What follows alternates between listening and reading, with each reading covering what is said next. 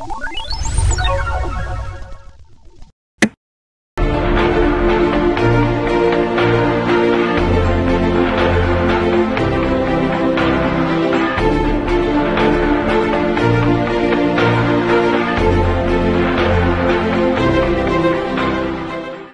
d'être parmi nous aujourd'hui à cette conférence de presse où on va, Inch'Allah, décliner la nouvelle identité visuelle de la GEF qui, après 14 ans, on a venu lui donner un coup de modernité pour accompagner l'élan de cette association et de sa vision 2020.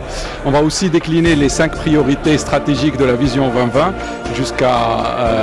de 2018 à 2020 et ce sera une occasion aussi pour parler du colloque international que nous sommes en train de préparer le 4 et le 5 mai autour des défis des ressources humaines pour la transformation de l'Afrique. D'abord, l'identité visuelle, comme je l'ai dit, après 14 ans, on voulait lui créer un coup de modernité. Ça va être un élan plus digital, donc un logo, une identité plus digitale qui va accompagner l'élan digital qu'on connaît aujourd'hui dans le web. C'est aussi une occasion pour donner à nos adhérents de la GEF la possibilité de se connecter par leur smartphone et par le site web directement et avoir toutes les informations concernant leur association.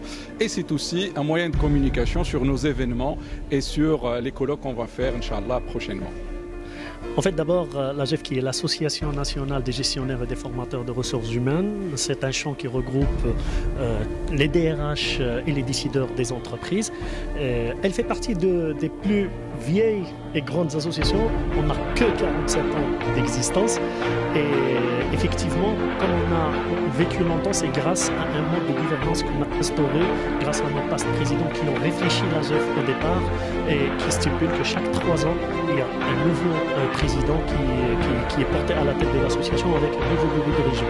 Dans ce cadre, il y a quelques mois, on s'est vu le renouveau du bureau des dirigeants de la GEF et qui a vu Zakaria Bey porté à la tête de cette association avec l'ensemble des membres de bureau.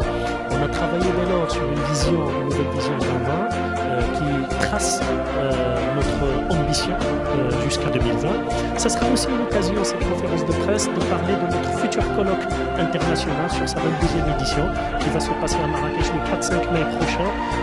On lui a choisi une des thématiques les plus actuelles sur l'Europe, celle de l'Afrique. Donc on va débattre pendant le jour sur toutes les problématiques liées aux ressources humaines au niveau africain. C'est un colloque qui se veut international parce qu'il verra la participation de plus de 25 pays au niveau international, du moment où la GEF est présente aussi sur les organes internationaux de gestion des ressources humaines. Je rappelle juste qu'on a présidé la Confédération africaine des ressources humaines. On a aussi membre fondateur de la WFPMA, qui est l'Association internationale des ressources humaines, et aussi membre de la Fédération méditerranéenne des ressources humaines.